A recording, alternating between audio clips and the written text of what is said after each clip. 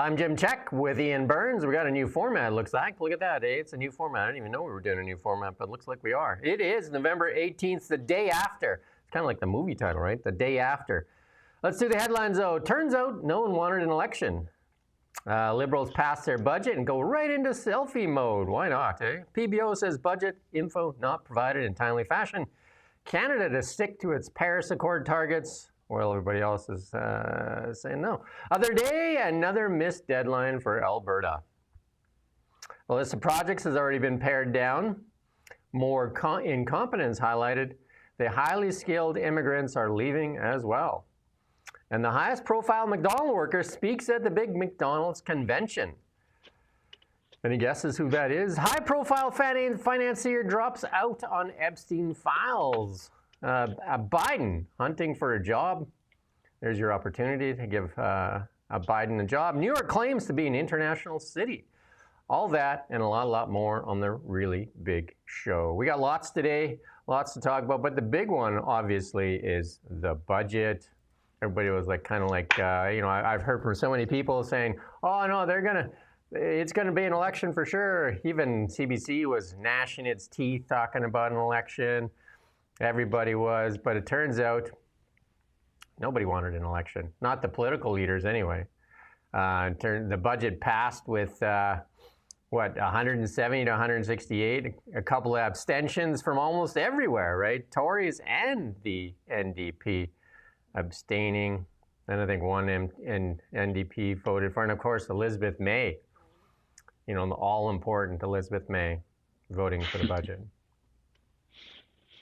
Yeah, she did, and had some very, very strange justification for it, which we'll go into, I'm sure, about how he had said in the House of Commons that he was going to reach the Paris. He was going to adhere to the commitments of the Paris 2015 climate deal. That was weird. That was strange. But this story, like we talked about it yesterday, we said that there were going to be abstentions, and whoever did it has to own the fact that they, in effect, passed this budget. So the Conservative Party and the New Democratic Party they passed this budget. They said yes to this budget. And you look on like Pierre Poilievre's Twitter feed, and he's breathing fire about this dreadful disaster of a budget. So why did you let it pass? It's just inexplicable, frankly. But they wanted to have their cake and eat it too, didn't they? They wanted to pass this budget and avoid an election, but they also wanted to, urinate viciously on this, on the budget, on the Liberals' budget. But you can't have it both ways, and we have to cut through the garbage and say it like it is. The Conservative Party and the NDP let this happen. They voted for this budget, in effect. They allowed it to pass. And that needs to be, we need to nail that to their foreheads, because you can't get away with that kind of thing. You can't treat the voters as if they're that stupid.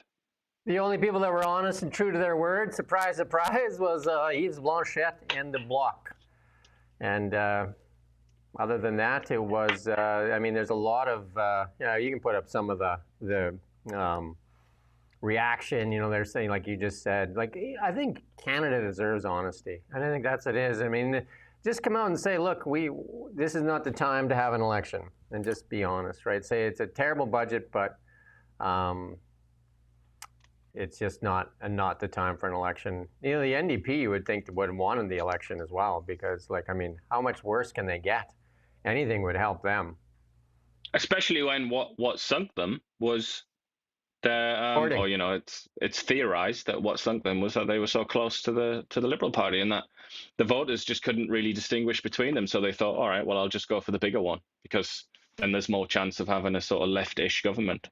Let us know if you like this new format. I'm not a big fan so far. I don't know what you think, Ian, but it kind of looks a little weird to me. But hey, we'll try. It's all right. Growing pains. Growing pains. We don't have that $1.55 billion. What am I saying? Billion dollar budget that the CBC. And in this budget that passed, they got another $150 million. So there you go. They'll be rubbing their little paws together, grabbing little paws, right? as they dip into the trough And a that's little bit more. also that's in the budget, isn't it? That's mentioned in the budget. There's lines on that on how great the It's CBC highlighted, is, right? which Pierre Poilievre, apparently self-avowed enemy of the CBC, at least the English language version of it, he let that pass. Pierre Poilievre was satisfied to let the CBC have this increase in its funding. How that makes sense to anybody that has any principles, I don't really understand.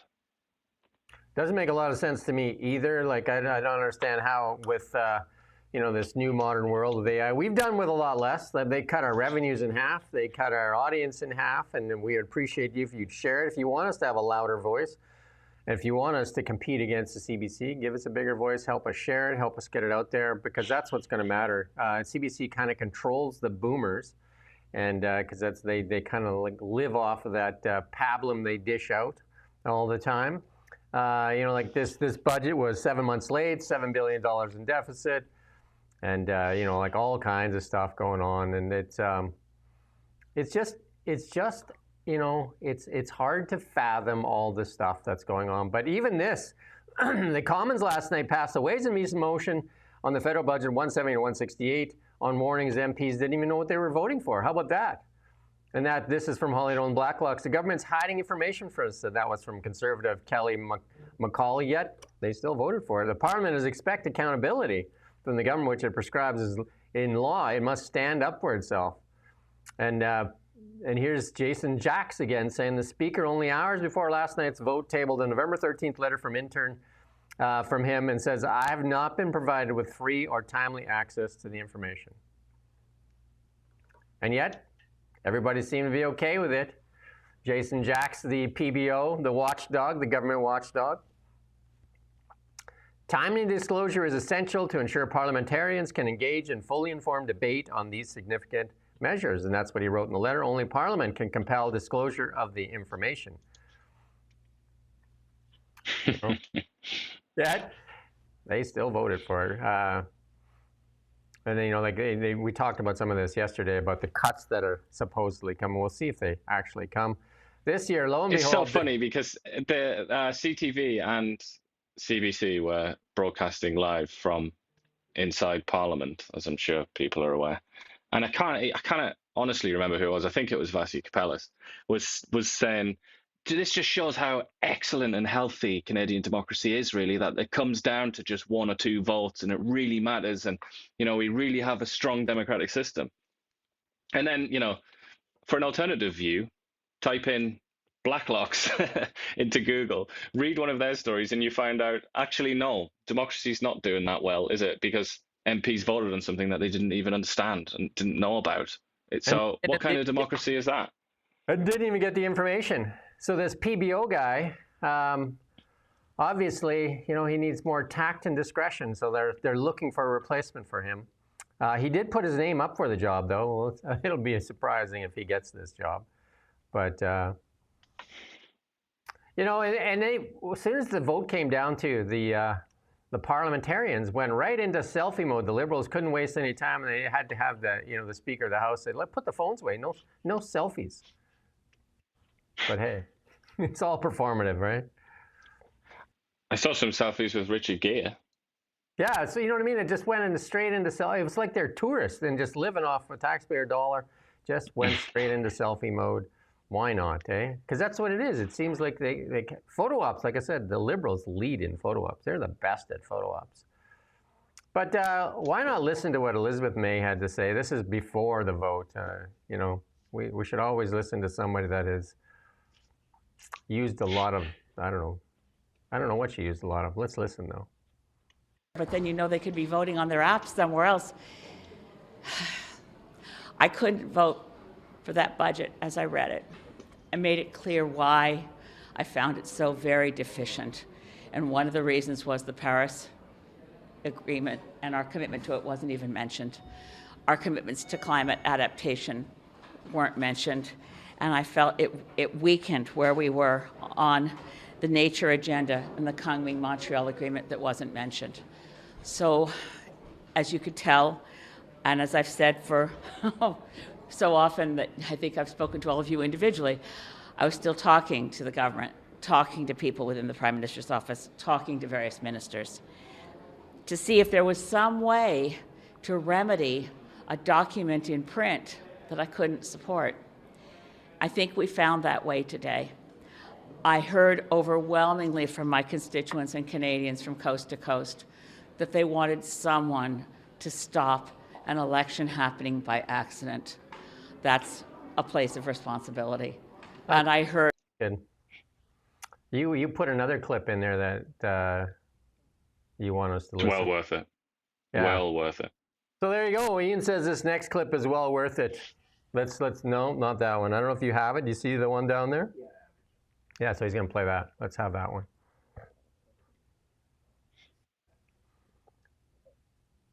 They rolled back the consumer carbon tax. They intend to roll back the emissions cap. They have paused the EV mandate. They are the biggest champion at the moment, from a verbal perspective at least, of fossil fuel development. Like, what in that scenario adds up to actually doing what the Prime Minister told you today he would do? Respect for the Prime Minister and his office, and respect for the idea that one who goes onto the floor of the House of Commons on a day as portentous as today, as historic as today, and says clearly, we will reach our targets, and they are a commitment of this government. I have to move. Believe? Yes, because I've never heard the Prime Minister say something that he didn't intend to deliver on, which is why it made me very nervous. He wouldn't say out loud, I'm committed to the Paris Agreement targets. Now I know that he has said so in a moment of consequence. I respect him. I've known him since he was governor of the Bank of Canada. I can't think that anyone would say about Mark Carney, the guy says one thing and does another. I've never heard that said about him. One can say many things about his previous background and in finance and economics. I think we don't adequately respect the fact that he's new to Parliament. Yeah. Good that, wasn't it? That's what you wanted to hear, right? He's never heard him say something and then do another thing.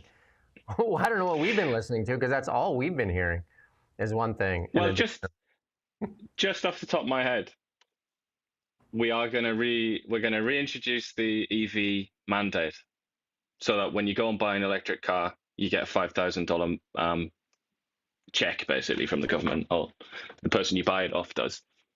Where's that? Seen that lately? I haven't. How about no cuts to public services? The Conservatives are the party of cuts.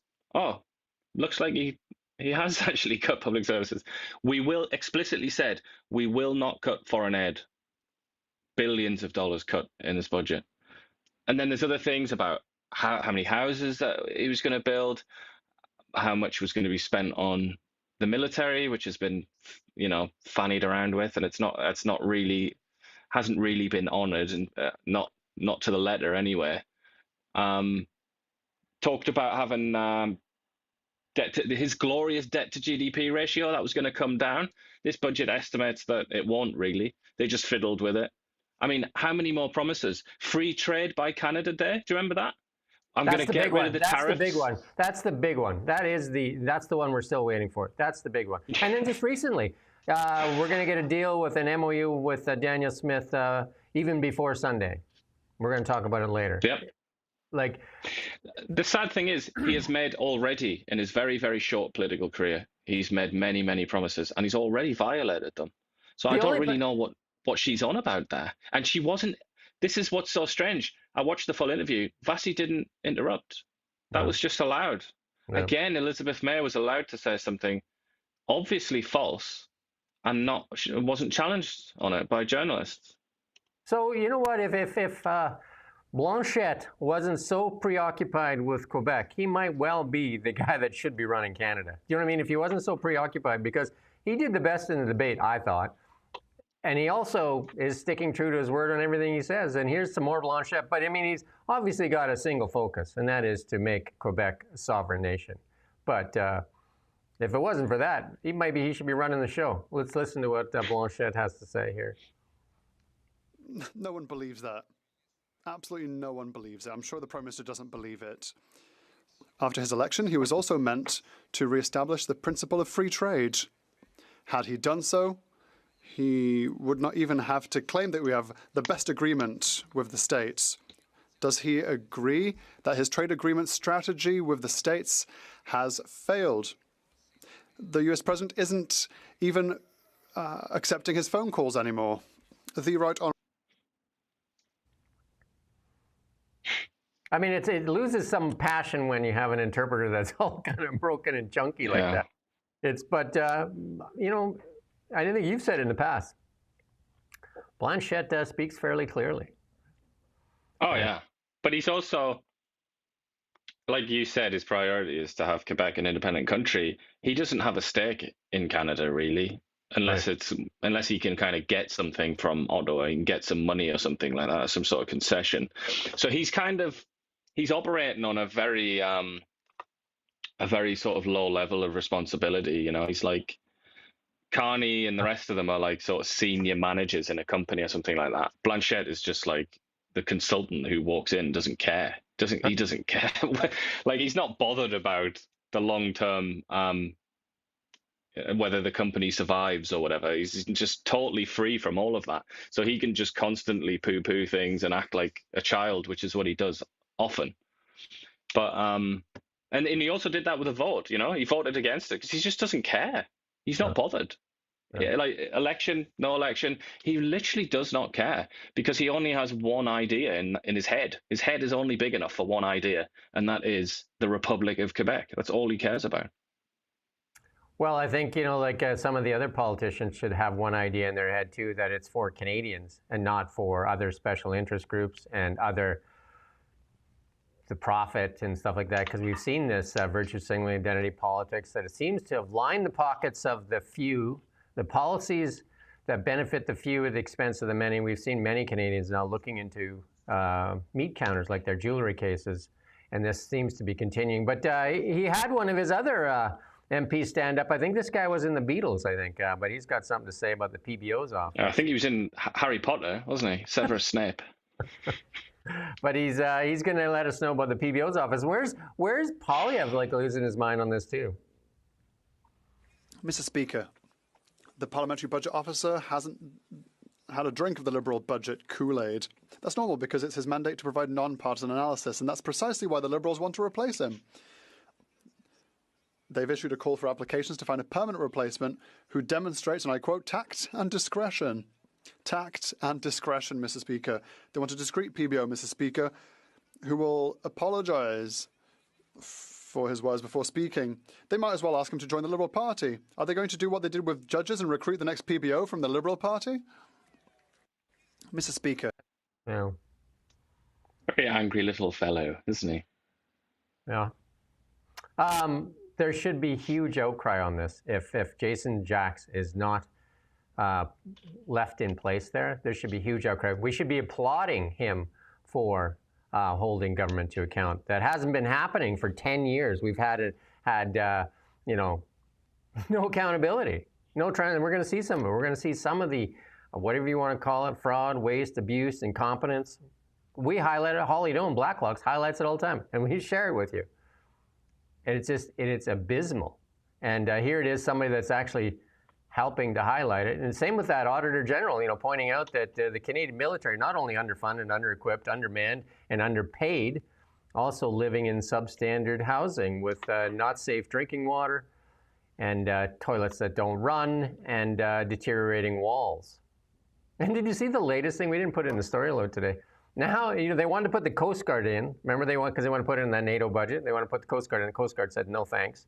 Then they wanted to put in the salaries of the that's what they really wanted. They wanted to put the salaries of the 300 federal workers in it. That's the real game, right? When they wanted to list them as reserves, because they could put all those salaries, billions of dollars, all of a sudden show up in the NATO targets. I mean, you have to think about it from that perspective. It's not that they wanted to put them in the military, because nobody, even with a half a brain, would think that they were a great fighting force. But the dollars that are spent on them would make it an appeasement to the NATO targets. And now they're trying to put in the Canadian fleet of airplanes. I mean, none of these things are military assets. It's just accounting spoof. And it's just like, this is what I mean. If they remove Jason Jacks, like, there is no such thing as accounting. the CPA society that I belong to should lose its mind. And this is just playing games, basically playing games. And the Canadian taxpayer is made to be the fool in all of this. Well, actually, they're trying to make the NATO into the fool too by playing these shell games with it as well. Yeah, it's Transport Canada, isn't it? Transport Canada's fleet of planes.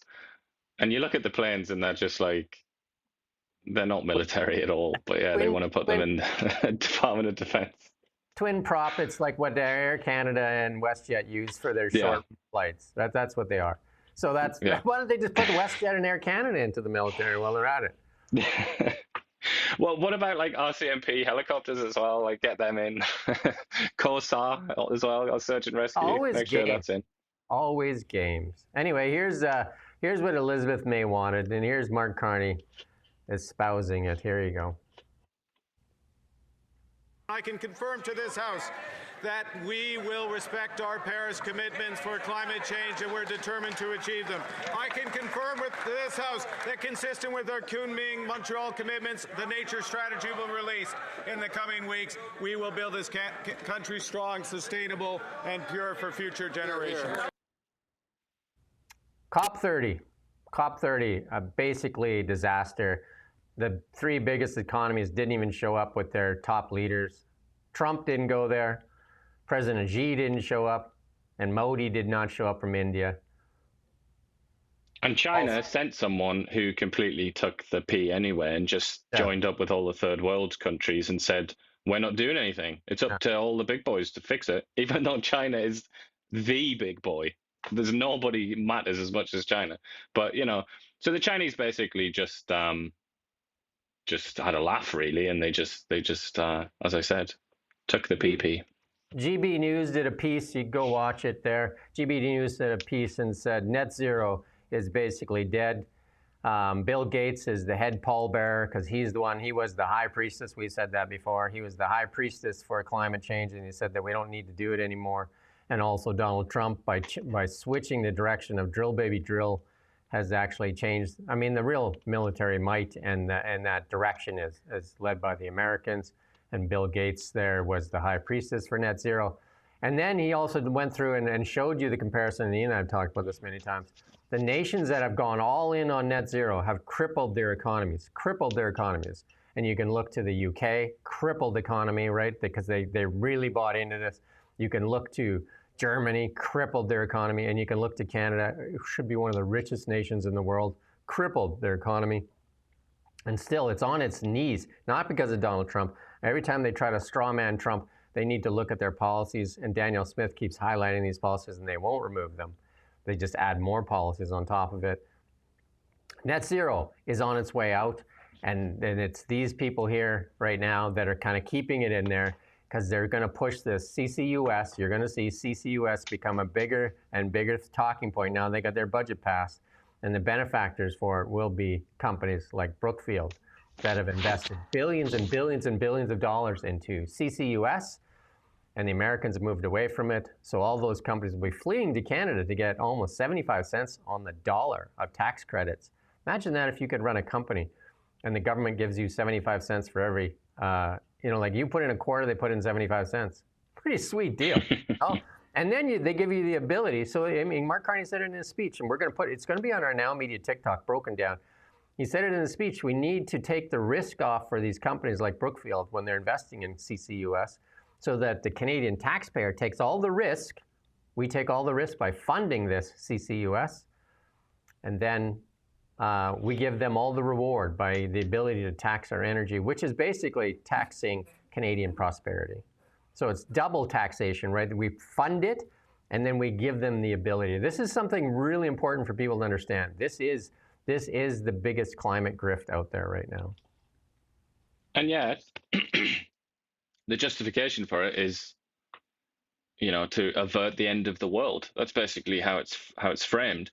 And I've heard you say on a number of occasions, you, Jim, that Vasi Kapellas is the best journalist in Canada.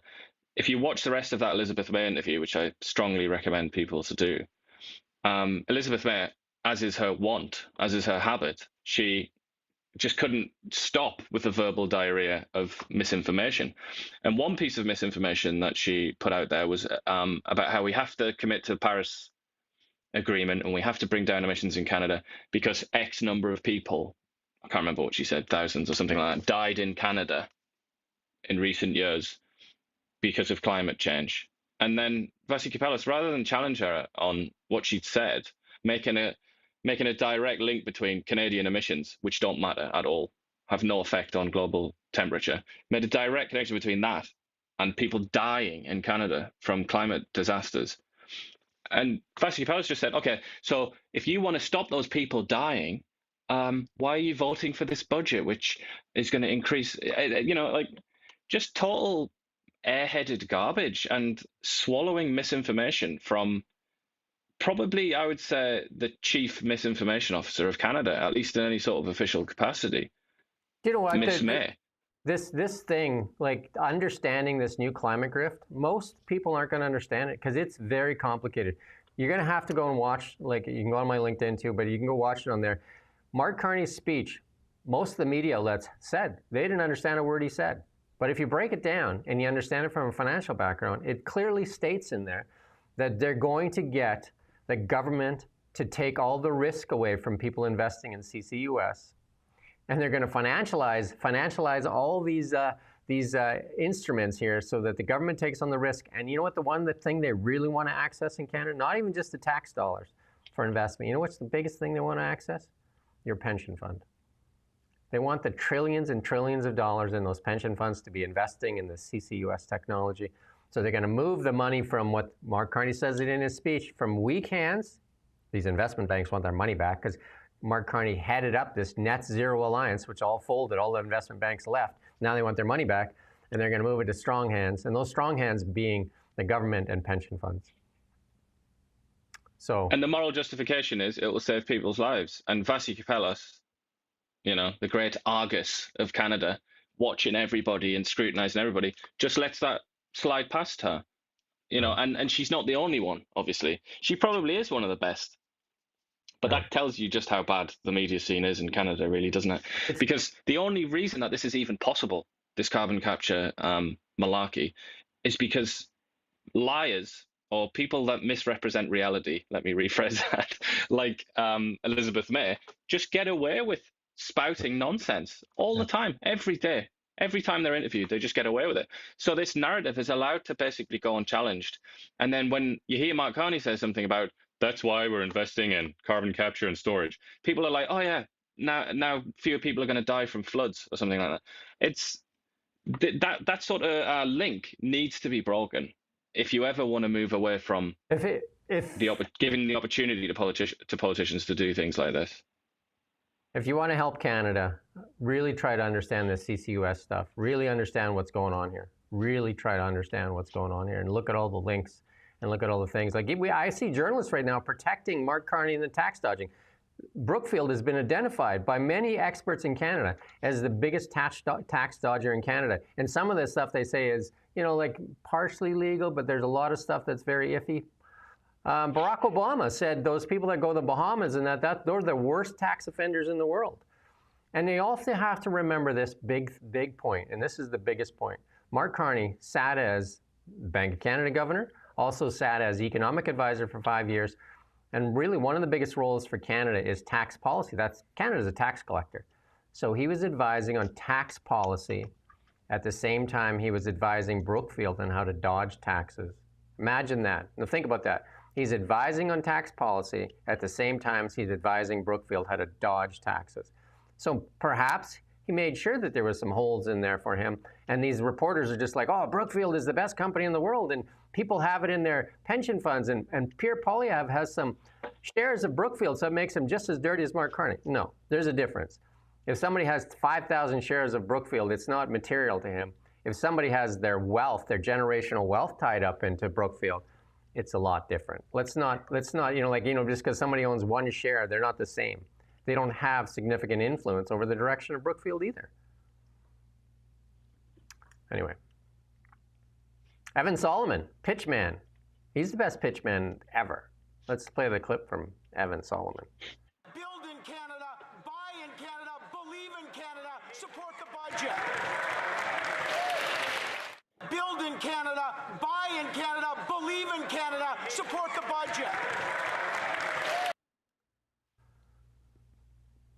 Is he talking to Mark Carney? Was he yelling at Mark Carney from across the room there? Was that what he was doing there? Because Mark Carney doesn't build in Canada. Cameco and Brookfield just did a major deal in the United States. 80 nuclear reactors. 8 for $80 billion US. Good times. So I'm not sure if he was talking to Mark Carney or who he was talking to there. But again, Daniel Smith, Mark Carney was interviewed when he was out there doing the projects thing. They asked him, what about that deal with Alberta? Where's the oil pipeline? Where's the oil pipeline? Won't say the words. Where's the oil pipeline? And then they said he's going to have an MOU before Grey Cup. Daniel Smith drew that line in the sand, MOU by Grey Cup. And they asked him about it, and he said, oh, it's probably going to even be before that. We're close. We got it. And I think Daniel Smith kind of let out that maybe, like it'll be there, around there. But here's a little clip from her, because they missed the deadline.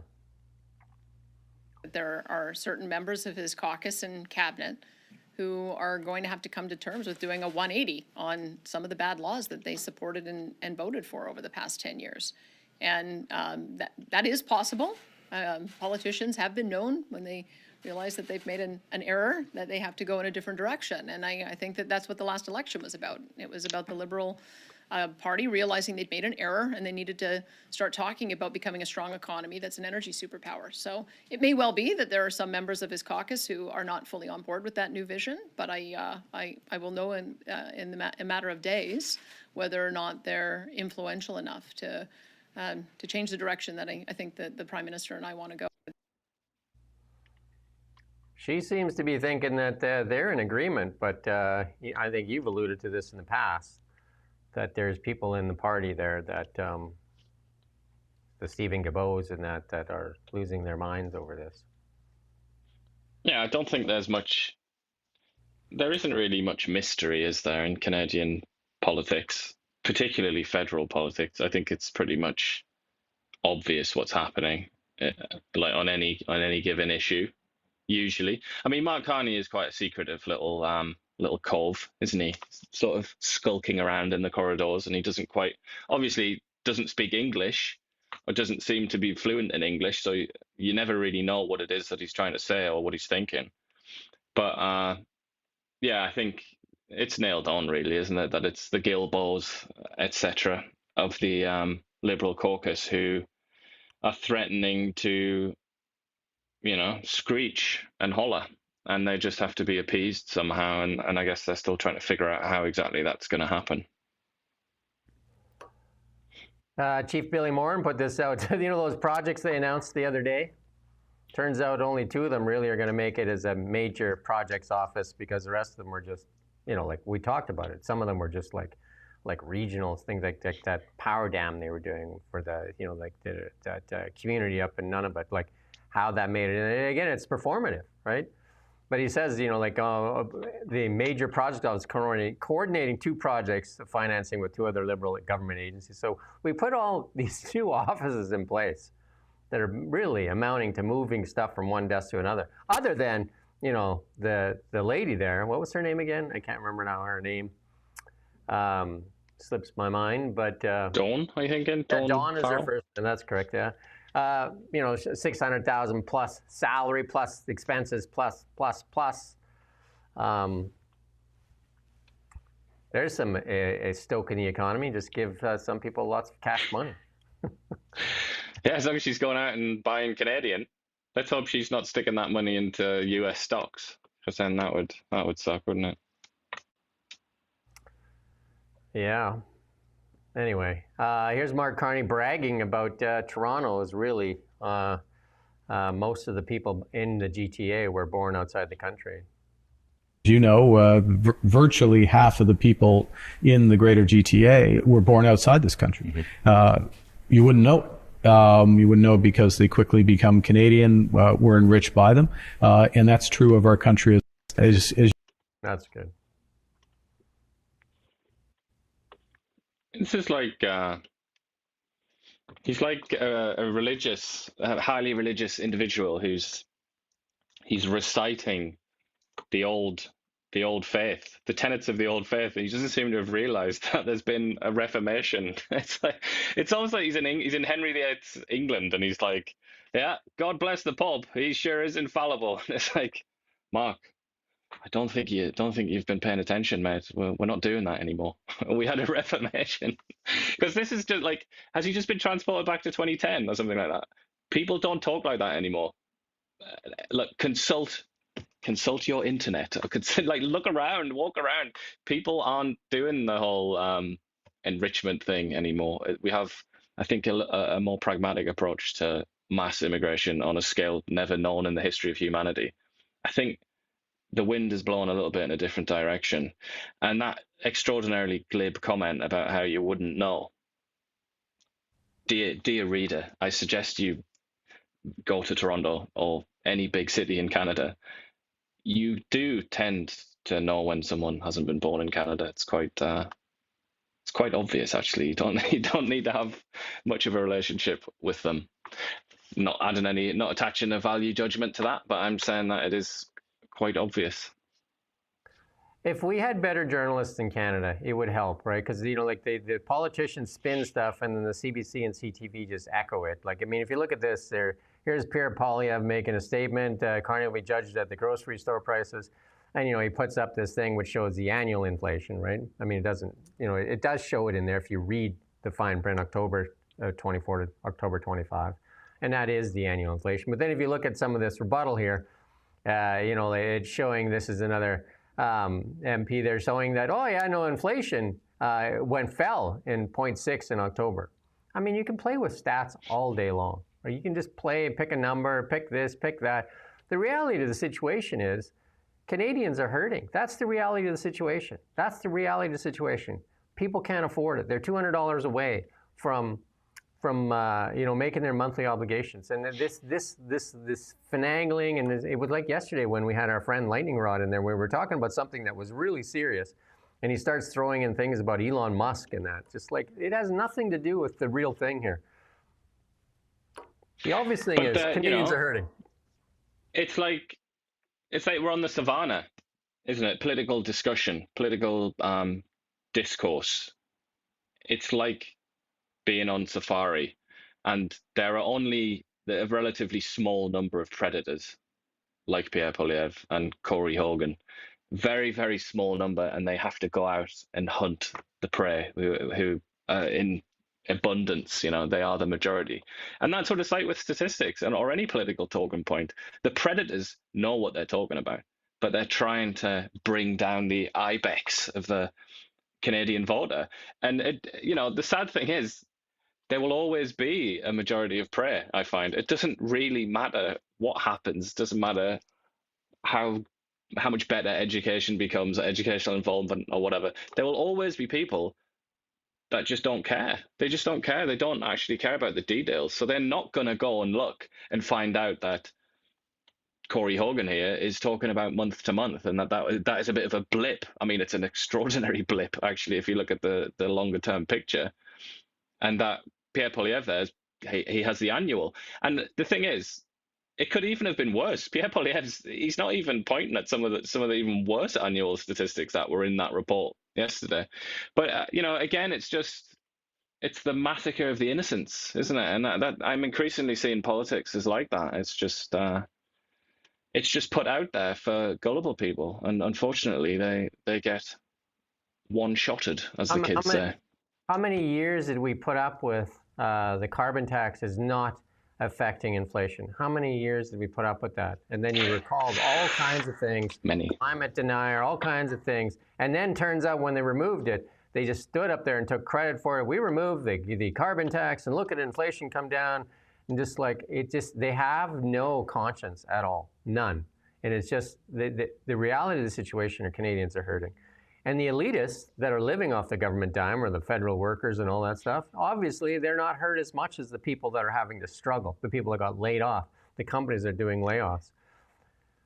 you know, the average salary for a federal worker is $136,000. And look at the MPs just at the trough and the expenses. We're going to highlight some of those more. So, like, you know, that lady the other day, the MP, $176,000 in 9 days while Canadians struggle. Well, that's the reality. Unbelievable, isn't it? Yeah. That's the reality of the situation. Yet they put up these things and just try to gaslight everybody. And then there's the people that just live on this stuff. And where's the media calling for some honesty? I guess it's just you and I fighting the world. Help us share it. Help us get it out there more. Like, subscribe. Please help it get it out there because they're not doing the job. You give us some of that $1.55 billion. I guarantee it. We'll do a much better job with $1.5 billion, $1.55 billion, $1.5 billion. We don't even have a room to keep all that money. We don't have enough offshore accounts to hide that money in. You know, we highlighted yesterday that the head of the Nuclear Safety Commission, Pierre Tremblay, where he was spending like a drunken sailor on his expenses. He's defending these, just the limo expense. See how they pick one? They're just like, let's just pick this one here and just defend that. He defended his unusual expense claims and saying that the part of it was the best, you know, they're saying that he's the best nuclear systems in the world. So does that mean you get to spend like a drunken sailor? Is that how it works? Liberals are raising taxes on fuel. They're going to add 17 cents a liter. Their appointees are taking limo rides. That's from Baird. Why do Liberals get limos, right? You know, they're just making excuses for this, right? And the $14,000 for a flight to Paris too, right? That's in there. It's crazy. And then he's upping his budget. Remember we talked about that yesterday? He wants his budget. He has an expense budget of 100 grand. Can you imagine you had an expense budget of 100 grand? He wants that to 185 with an additional 50,000, an additional 50,000. So basically $235,000 because he needs 50,000 more for executive and housing allowance. Doesn't he have his own house? But he's so good though, isn't he? Right? Doesn't he have his own house? That's what you get though when you're the best of the best, Jim. The sun doesn't ask permission to shine. You know, times have been challenging for families, so it's only normal in government sector we do the same. I don't know. It's just crazy. Like, you know, Canadians, again, looking in the meat counter, like, you know, thinking of meat as a luxury item, where this guy is asking for, not, his budget was 100 grand, that's not enough.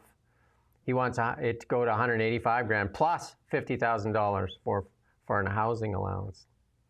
Never plus enough. 343 grand a year, you know, which he could use like most people do to, you know, drive around and do things and travel. Why should he ride in a cab when, you know, like he could be riding around in a limo? It's ridiculous. Do you know who he is? Nobody knows who he is. Look at him. Is that Richard Gere? Yeah. Someone's just said that they got laid off and they might join the RCMP because it's a $115,000 salary. He says it might be a lot of trouble for that money though as well. I don't think it's money for nothing. So yeah. Here's another one from Holly Nolan Blacklock's cabinet. Yesterday said they will not discuss consequences for federal managers who fail to achieve goals on Indigenous issues despite billions in spending. Anybody been fired? We get reports that came out many times the department fails to meet its own standards that it set. Nobody held accountable. That's this government. 10 years. No accountability, no transparency, no documents. You got those? Have we got those those documents that where Stephen Guilbeault's been accused of funneling $250 million into his companies? Why does he have companies in the first place? Why does he belong to companies? I thought he was. You know what I mean? That doesn't even make sense. Spending on Indigenous doesn't look like your typical entrepreneur, does he? Spending on Indigenous programs since 2015 quadrupled from $10 billion to $46 billion, according to public accounts. Replacement of one department, which resulted in the hiring of 1,683 more federal employees in 5 years. More money for everybody, no money for you. That is so much money, isn't it? $46.5 billion on Indigenous programs. And if you ask most of the First Nations communities, things haven't gotten better. So where's the money? Where's the accountability? Where is it? We highlighted that one for the dental program. Remember, administration of the dental program, this free dental care they're talking about, they brag about. Just the administration, not for providing benefits to anybody. $473 million. $473 million. Just administration. So, like, has there ever been a better time in history to be a bureaucrat? It is the age of the pen pusher, isn't it? And I think they gave $50 million to that vaccine adverse effects department while they were watching Netflix and sending emails trying to dissuade people from making claims. I believe, just out of the top of my memory here, $36 million of it just went for creating software for this. There was like no money left to give to the people. Isn't that just like all these programs? We announced yesterday, or was it yesterday or the day before, that they're going to put, I think it was yesterday, was it 173 million? My numbers, I'm going to get all these numbers, for a space program. 183 million, I believe, for a space program. 3 bottle rockets from Shoppers Drug Mart. I don't know. No idea. Here's another one. This is hilarious. They never blame anybody that says this is from Blacklock.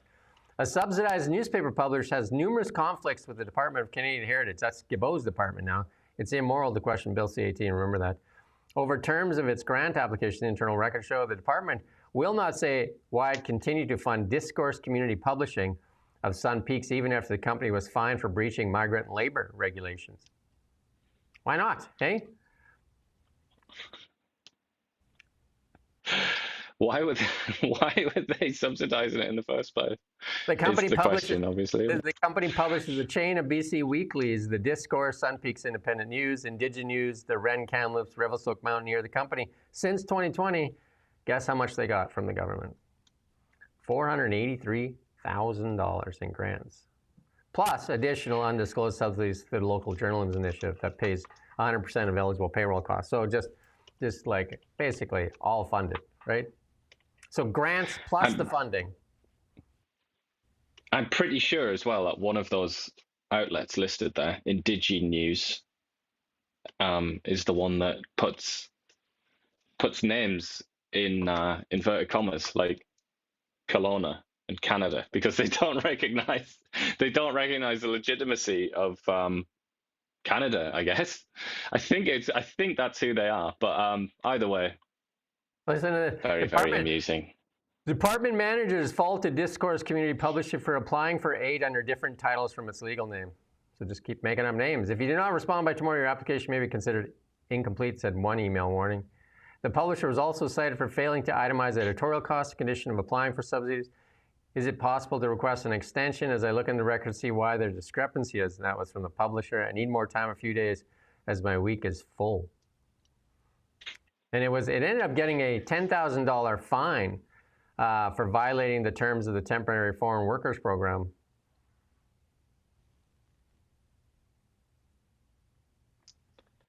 Why not? I'm just distracted by the hilariousness. I'm going to put it in the chat there. This is the company that is or the publication that is subsidized by you. You subsidize this with your hard-earned tax money. And just look, even just the stand first there, right at the top, joining counterparts from Canada, Australia, and the US, because they're not legitimate. I mean, come on, you're paying for this. How does that feel? You're paying for people to sit there and publish news which fundamentally questions the legitimacy of this country itself, questions whether it even exists and should be legitimate. But it's legitimate. It's just so funny. But it's legitimate enough to take the money, right? Yeah, obviously. And it just blows one's mind. It's like Nicholas II bunging money to Lenin or something. It's like, there you go, mate. Somebody that just totally doesn't accept, like, you don't have the same philosophy of the world at all. There's nothing you agree on, but for some reason they're gonna pay for them to exist and publish this stuff.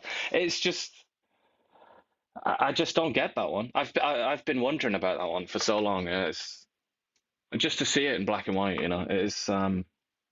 This is a mad country. This is a mad place that we inhabit.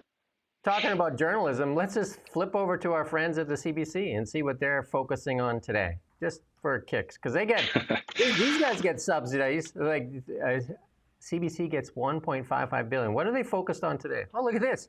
On pain of death, on pain of imprisonment. Victims speak out. So Trump. There's 4 Trump stories in a row. 5 Trump stories. Well, basically. And then there's Sidney Crosby, Israeli killed in West Bank. Where is the budget? Where's all this fraud, waste, and abuse? Where's that? Nowhere. I guess it's not happening. This is funny. Should one of Canada's longest-serving female inmates be granted mercy? I reckon the CBC answer to that is yes. So somebody asked in one of the questions here is, why would they put the federal workers into the military? Well, the answer is quite simple. It's billions of dollars. Like, what is it? Like, I can't remember the exact number now, like 200 billion or whatever. Like, it's billions of dollars that they could add to their NATO target. It has nothing to do with putting them in the military. They just want to put them into reserve category. They're fiddling. It's what finance people do. It's what they do best. Well, they're just fiddling with things to make it look different, moving from one margin to another. Good finance people that follow accounting laws don't do it. Do you know what I mean? That's not how you do it. But if you want to just play with it and then not be taken serious, then you do that. You just make up stuff, right? Why not just put all of Canada, put all Canadians in the military, count them all the wages in there, and there you go, done. We're at 10%. Ridiculous. Just give us all a kind of like a military workshop or something to attend on one day of the year, and then we're all kind of in the military, and then that'll count, won't it? It can't count because they're taking away your guns too. And how many guns have they collected with $50 million already for administration? How many guns have they got so far? That's right, zero. $50 million spent, zero.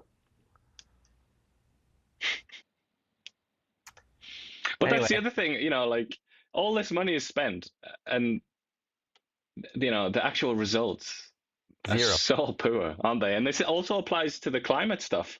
Even if you take it all on their terms, you go in there completely acquiesce, you submit to their view of the world.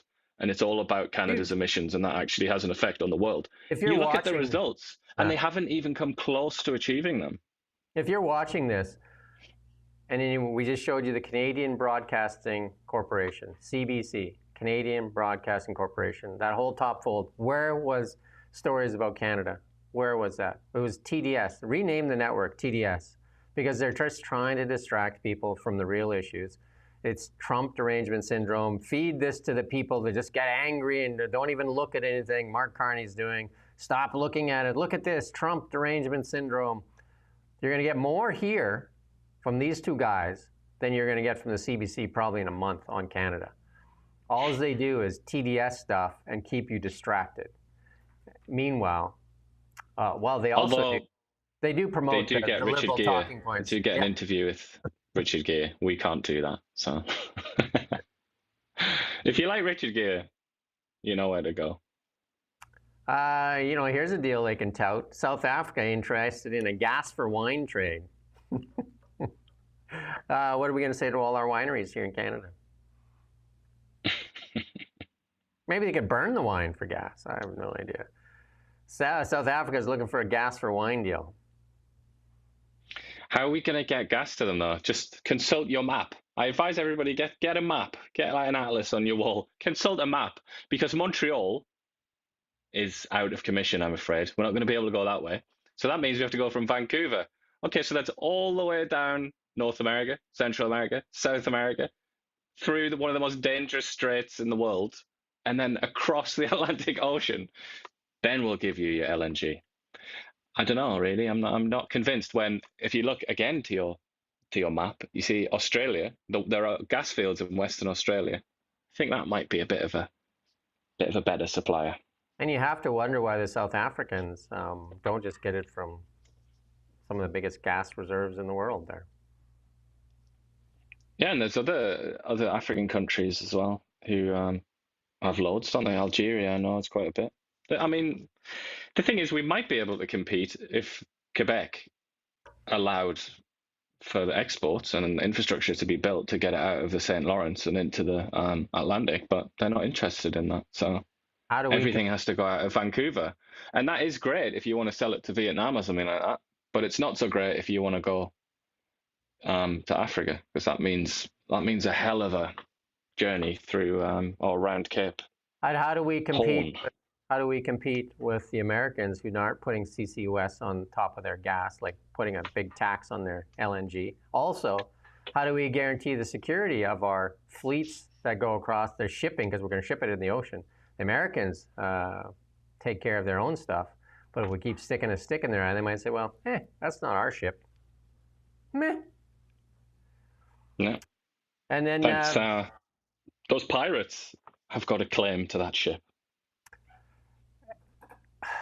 And then Mark Carney was talking yesterday about how he's going to do the H-1B visas because America wasn't doing them, but turns out America's going to do them again. And, they talked about how we're going to attract, Melanie Jolie said this, we're going to attract the best and the brightest in the world. Turns out, who's leaving? The best and the brightest. Immigrants are leaving Canada. Highly skilled immigrants, the most likely newcomers to leave Canada within 5 years of arriving. According to a new report, the Institute of Canadian Citizenship found 1 in 5 immigrants leaves Canada within 25 years being granted permanent residency, peaking at the 5-year mark. Immigrants who don't see job prospects leading to income growth are much likelier. Guess where they're going? Want to take a stab at it? Estados Unidos. But we've had more royalty visit Canada than Mark Carney obviously likes the royals. So here you go. We had King Charles here. He opened Parliament. And now we got the Swedish royal family. You don't hear much about the Swedes, though, right? Because there's a lot of talking that they're having meetings with the Swedes to buy those Gripens, which a lot of people say aren't worth the money. But hey, why not, right? Yeah, get a Gripen. Get a grip. But they're going to be here. And then also, showed up in Parliament yesterday in the selfie mode there, Richard Greer. And he's, he was like there with Gere. No, Greer, whatever. How could you not know Richard Gere, famous actor? What was he, that Dirty Dancing movie? Dirty Woman? No, that was Patrick Swayze. He was Pretty Woman. With Julia Roberts. I'm not a big That's a good film. I'm not a big movie star kind of fan. Like, doesn't bother me. Anyway, he was there. He got a standing ovation. Who got the last standing ovation in Parliament there? Oh, right, that was the former Nazi that they invited in there. I got a standing ovation. Pretty Woman star. There you go. Is that his only movie, Pretty Woman star? Advocate for a Tibetan woman whose homeland was annexed by China in 1951. There you go. And nobody cares about it. It used to be such a this used to be such a big story, Tibet. People used to go, it's just like Save the Whale. Do you remember that? That was a big thing. And Free Tibet. Those were two big sort of Greta Thunberg style obsessions. But now it's obviously Israel and Palestine has just swallowed up all the bandwidth, really, hasn't it? And just climate change in general. Aren't the Tibetans bad people because they nominated Trump for a Nobel Peace Prize? Well, the Dalai Lama, who he in that interview with Cochrane was talking about him as His Holiness and praising the Dalai Lama. He's also quite controversial because he is very much not a left liberal, and he said things about immigration to Europe, African immigration to Europe. He said like this is a bad thing because it's not going to be the European people anymore. It's not going to be Europe anymore, and obviously he was condemned as a racist by the sort of usual suspects in America. People like Richard Gere, but apparently Richard Gere doesn't care when the Dalai Lama says it. But it's such a tangled web because Richard Gere has also he's like a patron of a charity that helps to get Africans across into Europe, African migrants on the boats. I can't remember the name of the charity, but there's a video of him with these African migrants behind them, and he's like saying, we got to get them to a safe port, we got to get them to Europe, which is like exactly the thing that the Dalai Lama has said is not not really cool, but he loves the Dalai Lama. None of it is very consistent. None of it really makes sense. But I suppose that's a luxury that you can afford when you're a Hollywood actor. You don't really need to be principled or consistent. Well, celebration time for you, Mr. Burns. There yourself. Your vehicle made the top most stolen vehicles in 2024. Your Toyota RAV4. You are a target. Well, I have Honda CR-V, in fact. Oh, yeah, that was CR-V Ontario's also. most stolen one, so it was top of one of the lists. There you go. So there you go. Toyotas, Dodges, Hondas, Fords, Jeeps. It's funny, Tesla never makes the list. Because they get talking about Africa, because that's where they bloody go, isn't it? They get sold in Africa. No, but I mean, as like luxury cars, and they don't have any charging stations. They don't have the infrastructure in Africa for a Tesla. Really pointless to steal one because it just gets disabled, right? Do you know what I mean? Just like not going anywhere, right? Thanks. You can just return it now. They know where it is, everything. This isn't very clear either, because it doesn't say, because RAV4 and the CR-V, they come in like full gas and also hybrid versions. And it doesn't say if it's the hybrids, because I've read and been told that the hybrids are stolen a bit less frequently because they're harder to fix. And they don't have the parts in places like Africa and Asia where they end up being shipped to. So they prefer just straight up gas. But I don't know, maybe they just want that catalytic converter. Somebody just said in here that one person had 2 vehicles stolen this year, and I've talked to quite a few people that have had their vehicles stolen. There's like, and it's just it's rampant actually to get your vehicle stolen. The thing is, you don't want it back when it gets stolen because they also trash it. Sometimes it depends on what they steal for. Sometimes they steal it for crime, and sometimes they're stealing them to ship them. But yeah, it's I think they have about 30 days to find it and return it to you, and then other than that, then they start processing it. But again, another reason to own a Tesla. I guess you could steal it and part it, but you're not going to use it to drive it. And one of the things about Tesla, if you're for a family or whatever, you have any visions of being secretive in that, not with a Tesla. Like your family knows where you are exactly every moment. So if you're trying to hide your whereabouts, don't buy a Tesla. Because I can, like, even with your daughter, she's like, she'll say, when are you coming? I said, well, I'm on my way. She said, no, you're not. Car's still sitting there. I'm like, oh. You can actually see it moving if you share the car with. In spirit. You're on your way in spirit. Yeah. You can't even use those. Someone says Teslas are ugly. I don't agree with that, to be honest, but I did see an ugly Tesla just today. It was it was like a shiny pink. I don't know what it was, like the wrap thing, and it was like, no, that was wrong. But usually they're quite nice, I think. I've been told that lots of times when I was in school. They said I'm ugly. So, I mean, I guess an ugly car for an ugly person. They're really not. I think the Cybertrucks, you could say they're ugly.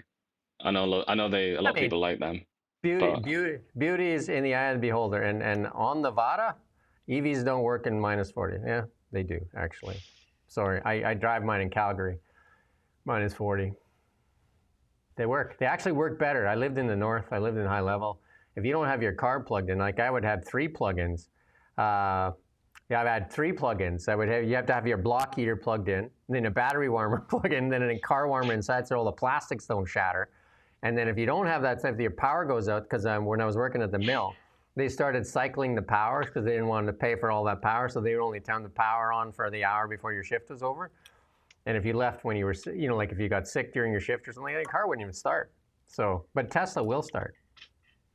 So there you go. In Model X store. So what does the people say that the battery dies quicker or something, don't they? It doesn't last as long. Sure. I mean, that is it's about a 25% loss in that, but they've solved a lot of that with heat pumps. They put heat pumps in the cars, the newer ones. So there's a heat pump that actually heats the battery. I'm sure as well it won't be very long till it improves even more and it becomes a thing of the past. Well, I have to thank Clojo there. She said I'm not ugly, or he, or somebody. There you go. Thank you. Model X doors seem silly. My daughter has Model X. They're actually pretty cool, actually. You know, you can make it do that thing at Christmas. You can make it do a song and a dance and like flap its wings and all kinds of weird things. But yeah, unless you drive one for a while, like I don't think I'll ever buy anything else. Like, but hey, I've been driving for about 2.5 years now, and I've been a bow tie guy forever. Diesel trucks, 1-ton diesel, Corvettes, all that kind of stuff, and I don't even really care. I used to be really obsessed with cars, but now I don't really care too much about it because the car drives me back and forth to work. Literally, I don't even drive anymore. Car does all the driving, so there's that. Anyway, yeah, Brookfield heat pumps. Anyway, got some BC news for you. BC news. Coming to you live from the Now Media Newsroom.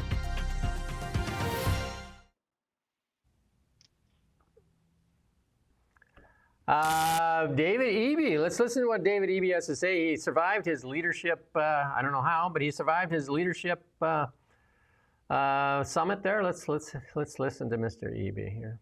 So on.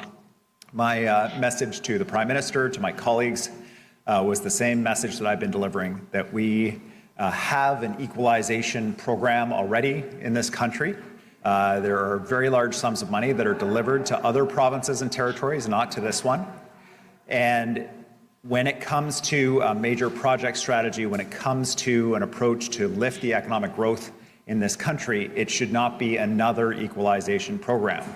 I said that the federal government needs to be relentless and remorseless in pushing for economic growth wherever they can find it, and that British Columbia will be that resolute partner that delivers that for the Prime Minister, for the entire country, and certainly for British Columbians. That means more jobs, more prosperity, and paying for the public services that British Columbians and Canadians deserve.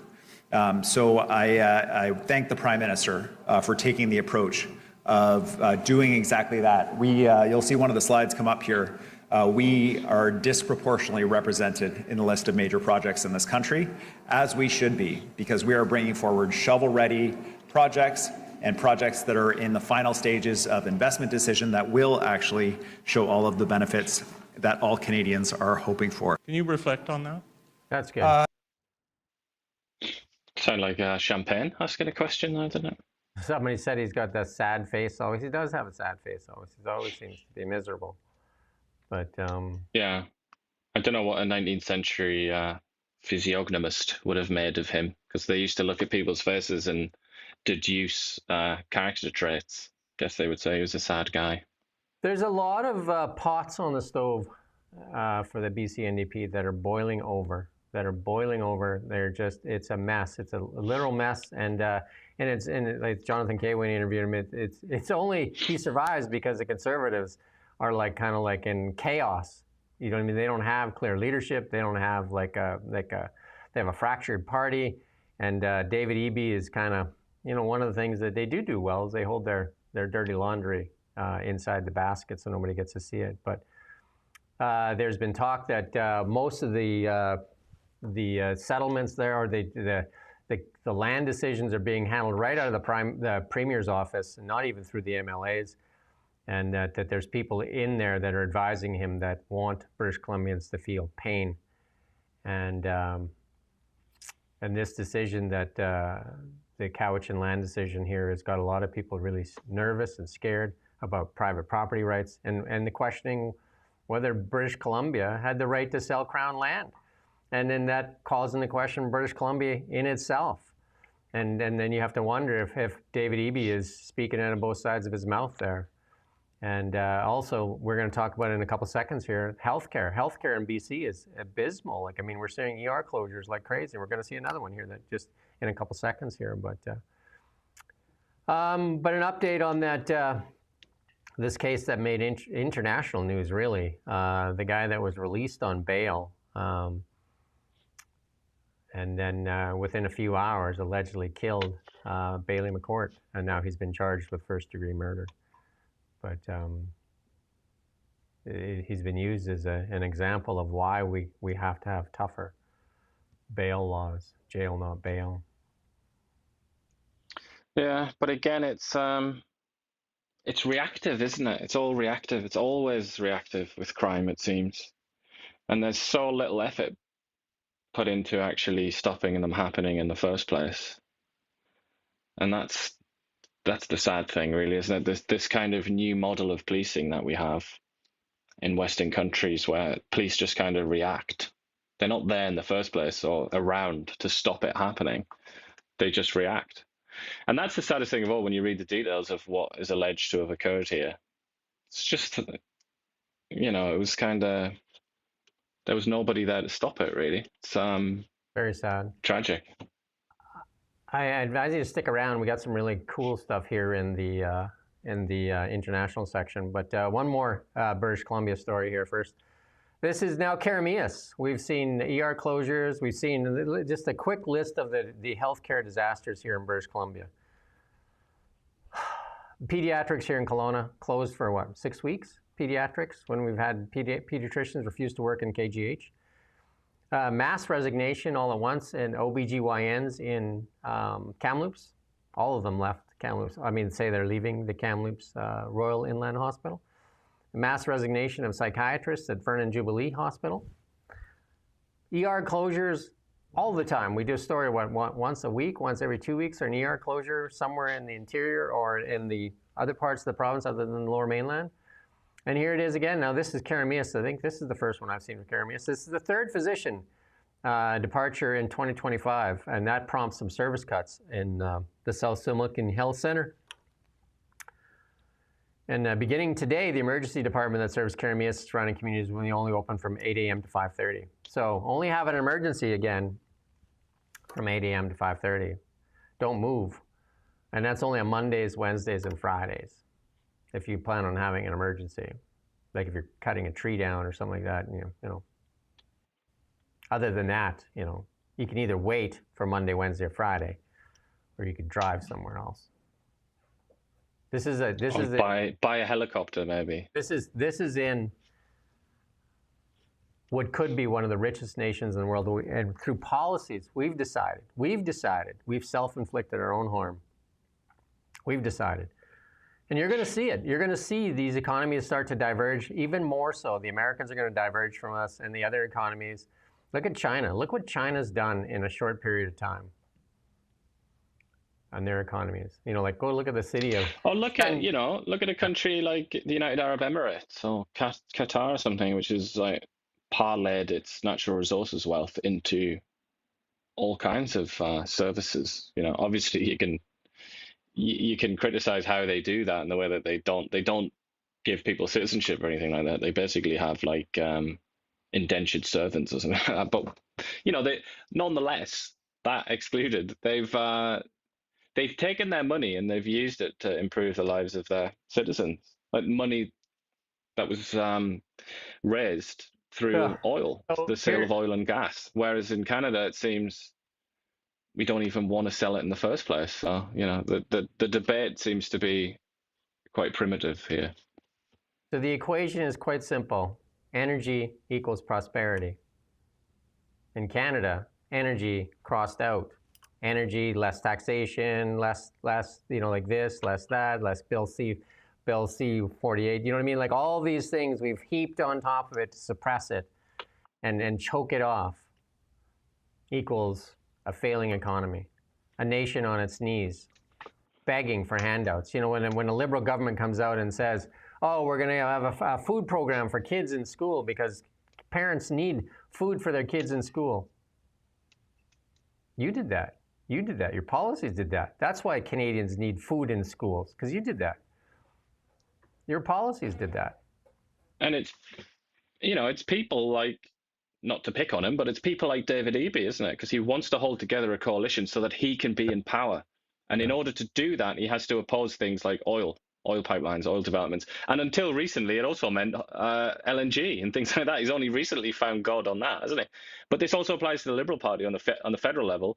They've signed a deal with the devil, haven't they, in order to hold on to power. And it means appeasing certain very loud groups that they need to win elections by throttling Canada's natural resources industry. But they would rather be in power. They'd rather be in control of a middle-income country than out of power in a rich one. Somebody said because parents can't afford. Yeah, because of the policies that have been put into place. We've kneecapped this economy where people could be making all kinds of money and wealth, and we could be enjoying the prosperity of our nations. The sovereign wealth fund in Norway is $300,000 US per person.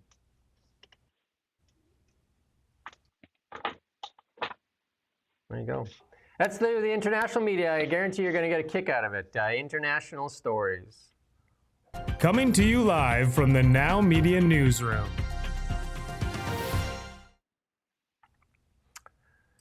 President Trump was speaking at the McDonald's convention, and it was, I don't know if you watched it, but it was quite hilarious. He's the most, the advanced fry cook ever. Let's listen to his speech here. I'm thrilled to be here with the men and the women who are really the heart and soul of one of the greatest, most admired, and most successful companies in the history of the world, frankly. The one and only McDonald's. I've gone there a couple of times. And I'm honored to stand before you as the very first former McDonald's fry cook ever to become president of the United States.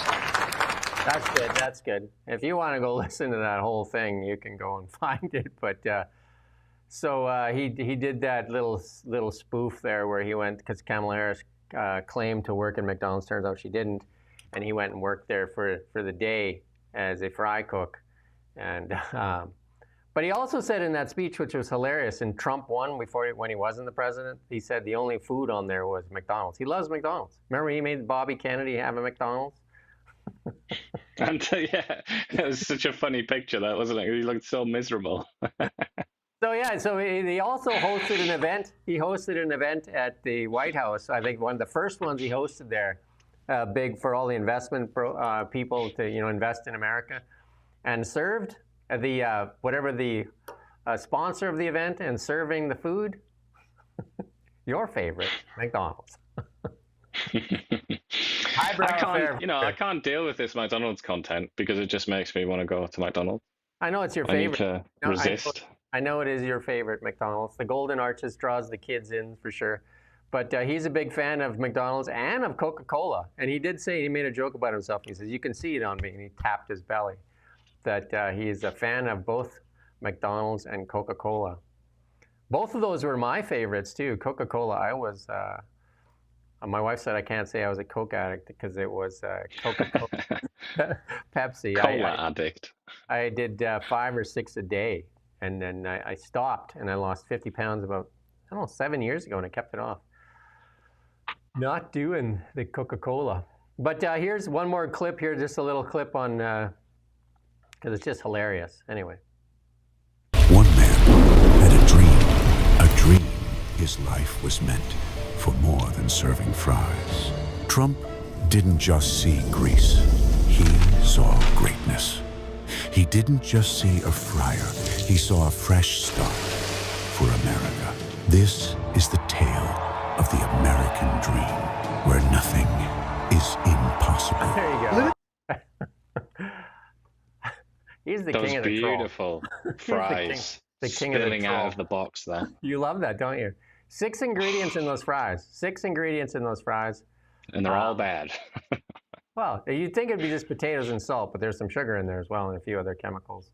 Yeah, some sort of, was it cornstarch or something? Seed oils, yeah.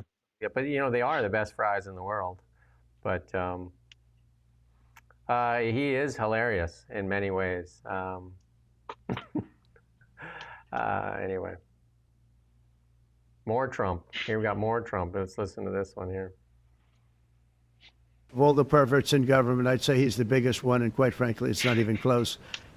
On a semi-related note, the Epstein whodunit has been explained to me in exhaustive detail over the weekend, and I have changed my mind completely on the entire debacle, and I can assure you it's a debacle, total debacle. Many Americans... That's good. I can't take all the mind changing. First it was the worst thing, then a hoax, and the worst thing, the hoax. And it's like, I don't know. Who was he referring to there when he's saying the biggest pervert in politics and it's not even close?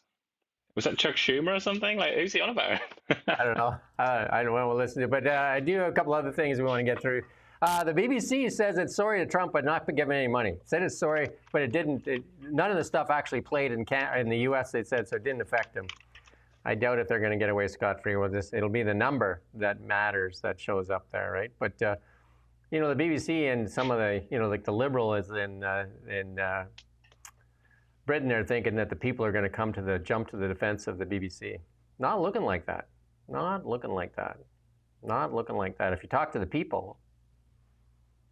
And I would say the same thing for the CBC here. There's obviously the people that eat it like pablum, but most people want the CBC to be changed because it is completely biased. And again, if you go look at the website, Canadian Broadcasting Corporation, the whole story load is Trump. What does that have to do with Canada? And on budget day? On budget day. Well, another thing, I didn't mention it earlier, but when Cochrane, CBC's number 2 political guy, when he interviewed Richard Gere, it was like a cry-a-thon about Donald Trump and how horrible Donald Trump was. And David Cochrane was saying things like, you know, we really hope MAGA is going to go away soon. And that kind of, it's like, it's terrible, frankly. I don't know. I'm speechless at that. The inability to maintain the most sort of basic levels of objectivity. It's pitiful. It's incompetence as well as a lack of principle, I think. Well, if anybody's looking to hire a lawyer or needs a high-profile guy that's dealt the international oil dealer and all that kind of stuff, maybe Daniel Smith's looking for a guy. This guy has so much experience, but he can't seem to get a job right now. We're going to play a little clip here for you. Hunter Biden's officially broke. He just asked a judge to toss a laptop lawsuit because he's millions in debt and can't afford his lawyers. Hunter says it's hard for him to make a living. That's strange. An Ivy League educated lawyer and energy expert with international business experience can't find a steady job in the new golden age. Even though he's the smartest guy Joe Biden knows. Hunter sold 27 pieces of art totaling over $1 million before 2023. But then his dad dropped out and he only sold one. Nobody's buying the paintings now that daddy's back in Delaware. Funny how the Bidens cry poor as soon as they're out of government. That should tell you everything about where the money's coming from. The government. Jesse's got better eyebrows than me, 100%. Working on it. I mean, it's such an obvious point as well, and it's kind of gone under the radar a little bit, which is amazing for American politics because these things don't tend to go under the radar. But that was so obviously corruption that he was selling this. What's the best way trash. to launder money? What's the best way to launder money? Art. Yeah. Because you can't put a value Indeed. on it because it's what the other person is willing to pay. So that's why art is used as the best way to launder money. And who's that Evan Solomon guy again? Oh, right. He was fired from the CBC because he was Mark Carney's art dealer. He was fired from the CBC for his art dealings with CBC. And then somehow he got a job at Eurasia Group, you know, the climate company in the U.S. that his wife, Diana Fox Carney, works at. You have to put on the tinfoil hat here. Like, that seems weird. And who else worked there? Who else worked at Eurasia Group? SNC Lavalin scandal, the guy that they kind of like used as scapegoat, Gerald Butts. Guess where he worked? Eurasia Group. And guess who was back there? Remember the first day when Mark Carney was signing that executive order and that? Who was in the room there? Butsy. Gerald Butts, back in the saddle. Wild world. And so why not hire Hunter Biden? Because he knows how to do international deals. He was in Ukraine prior to the war doing all kinds of deals, wasn't he?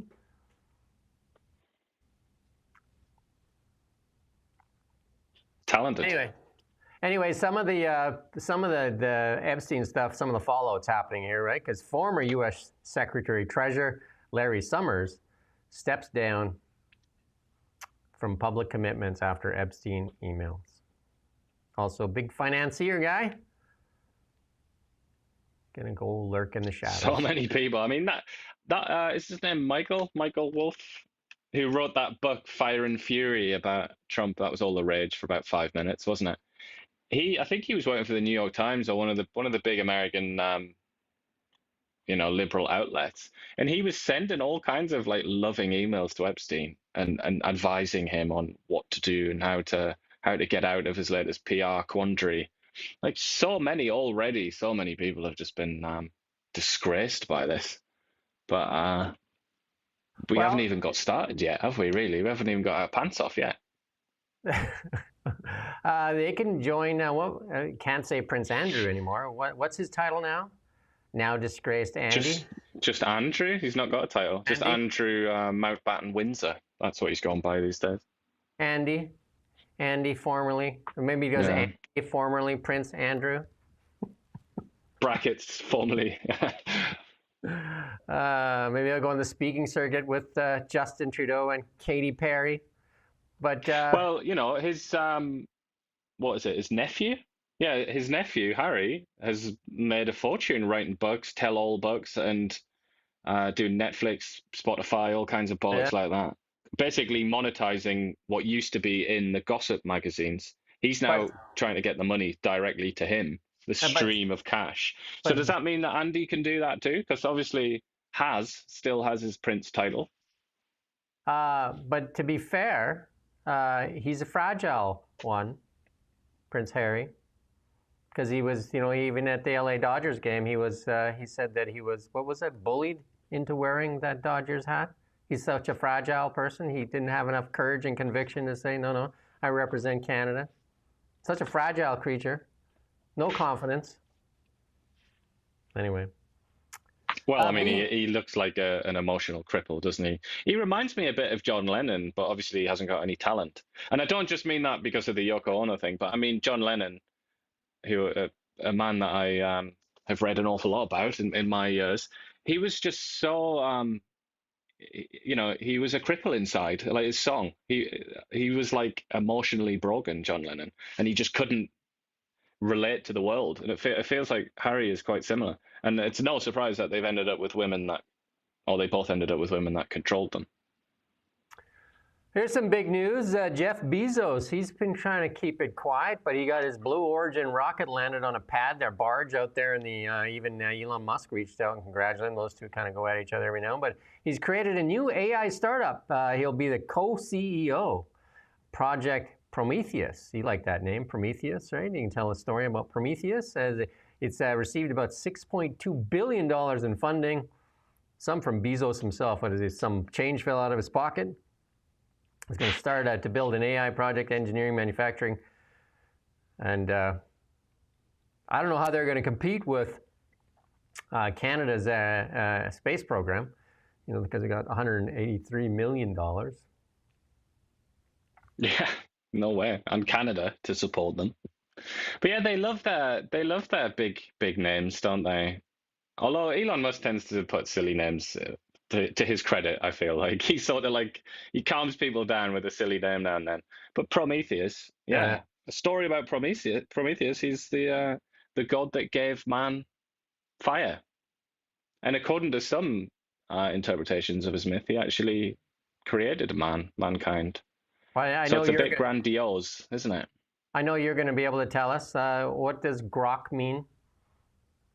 Grok is from a novel by Philip K. Dick, I think, isn't it? What's it called again? Strangers in a Strange Land or something? I can't remember the name of the novel, but it's from that. There you go. Somebody's going to know. I mean, I'm going to have to just Google it now. But it's one of Dick's novels. I think. No, it's bigger than that, and I know what it is, but I forgot now. Is it the other fella? Not Dick. I always confuse Dick with another. Dick. I always confuse him with another author.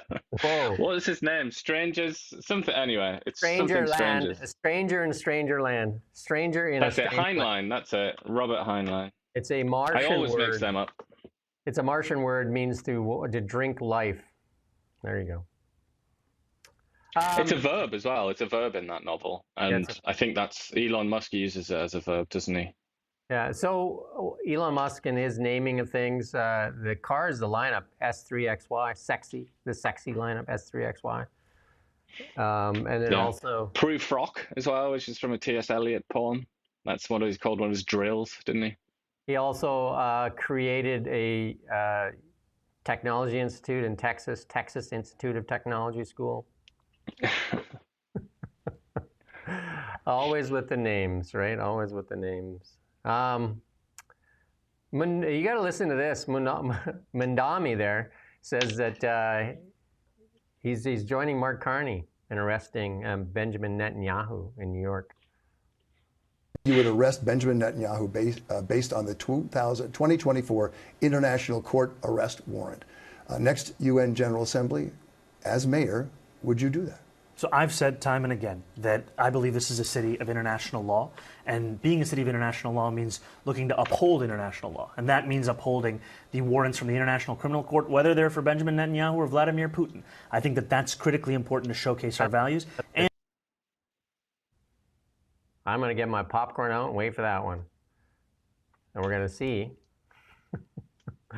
if that happens. Because the UN is in New York, so I mean, we might actually get a chance to experiment with that. Well, if I was Trump, I'd probably fly him in today and say, okay, let's see what happens. But yeah, I mean, it's obviously a federal thing, and the American government in Washington, is not a party to any of that. They're not gonna agree to the arrest of a foreign head of state. Certainly not. He's not head of state, is he? But Israel's prime minister, Israel's leader, is not gonna consent to that. It's Mark just Carney has said the usual same thing. Sort of nonsense. Mark Carney has said the same thing. He would arrest Benjamin Netanyahu if he landed in Canada. Which is also disgraceful that he would say that, because he's not supposed to be able to instruct the police who they should or shouldn't arrest. That's not supposed to be his job, obviously. He's supposed to have independence in the operational independence in the police, but whatever. Who cares about things like that? This is for all the people that think money is free. This is kind of this is just a reality check for some people. If you use Apple Pay, honestly, just be so careful. This is a little embarrassing to admit, but if this could help one person, then I'm really willing to share what my experience was. I'm just gonna lay it out like this. When you use Apple Pay, that's real money. That's true American dollars from your credit card. If you have your credit card connected, that's where the money is being sourced from. It's not like a special form of Apple Pay, Apple dollars.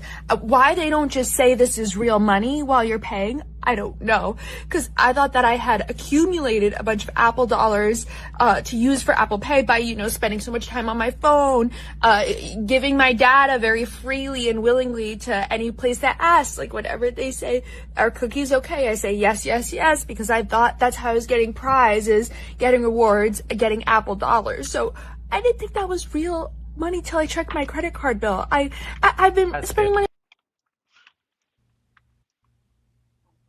It can't be real, can it? That's got to be a wind up. But there are people that have got themselves in big trouble, and I did a couple of sessions with a insolvency trustee, and those things do get you in trouble. Apple Pay, you can go to Lululemon and you can make payments on a shirt. You can buy a T-shirt, make 3 payments on it.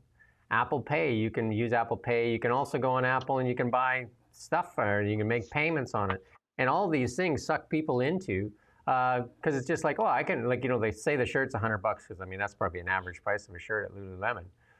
And, it's like, well, I can afford $30. It's only $30 right now. The rest of it will come later. But the rent and like the car payment, the gas, the this, the that, the everything.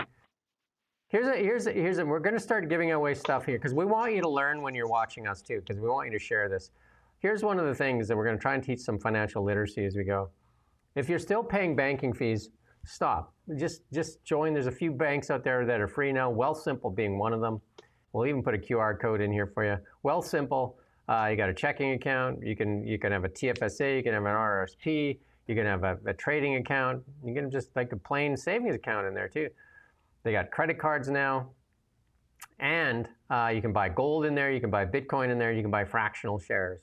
So instead of buying nonsensical things like a $9 fancy coffee that's a double spice sliced whatever with caramel macchiato and all that stuff, Buy $9 worth of stock today, whether you buy that in Google, and I would advise you to diversify, like with Mark Carney, like follow his lead and buy stocks where the sun is shining.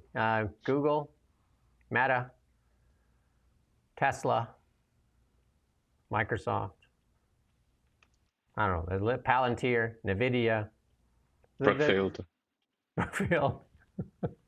Buy stocks in this new this new revolution that's happening. It's going to be the biggest one ever. It'll literally be the biggest thing that's happened in our lifetimes by a factor of 10. This is like. Although Mr. Google just came out today and said that he reckons it's a bubble and it's gonna pop, didn't he? Which Mr. Google are we talking about? I can't remember. Is it Sundar Pichai or something? You know who I mean? The CEO of Google. Well, people say that all the time. So exactly. No, he's definitely not the only one. Loads of people are saying that. But then this is the thing with stocks, isn't it? You have to you got to get into the habit of wondering if it's a bluff or a double bluff, or what the hell are they doing? Like, are they really giving you honest advice? If you believe in the future, then you look at days like today and yesterday as days of opportunity. If you believe the world is falling, I don't know, dig a hole, I guess, hide in it, do something, I don't know. Right? But this was budget day. This is the last one we have for fun. Think of that. That's all your tax dollars, and it's budget day, and there's all the MPs, and including, I would say, all the parties other than Blanchette wasn't there because he refused to approve it. But here you go. Let's play a little clip as they all take their winnings from the budget. Each one of those bananas represents 10 grand in expenses. Budget day. That's how they treat your budget. I don't know. That's our show for today, I guess. Yeah. Budget passed. No election. So now we're on to, I'm sure the next few days you're going to start to hear CCUS come about a lot more, and the lifting of the emissions cap. That's likely going to be the deal that's been made with Danielle Smith. They're going to talk about how the emissions cap is being lifted, which will be, what they wanted. That's one. Here's one for you, and then in return, you give us the CCUS. She also really seems to be thinking that they're going to get rid of some of the laws, doesn't she? Like the tanker ban, oil tanker ban. Yeah, like she seems to think that, but I believe that might fall actually. Do you know what I mean? Like, or at least they're going to kick it down the road. Do you know what I mean? Like, but I do believe that they're going to be a pipeline to the U.S. Like Keystone might do Keystone. Which is precisely the opposite of what everybody said they were going to do. Said they were going to move away from America, but whatever. Exactly. Anyway, that's our show. Like, subscribe, share, please. And we'll see you tomorrow morning at 9 a.m. I do have Renee Merrifield, and I have a couple of things here today. We have at 11, I have Alexander Wright. She dropped out. She was running for MLA. She dropped out. She said she wants to chat. And then I have Renee at noon with Beyond the Ballot. So there you go. I'll see you in a few minutes, like 17 of those minutes, and I'll be back with Alexander Wright. Thank you for watching Now Media. We don't just report the news. We live here too. We're your neighbors, bringing you stories that matter to all of us. No government funding, no outside influence. Kelowna Now, local, independent. News you can trust.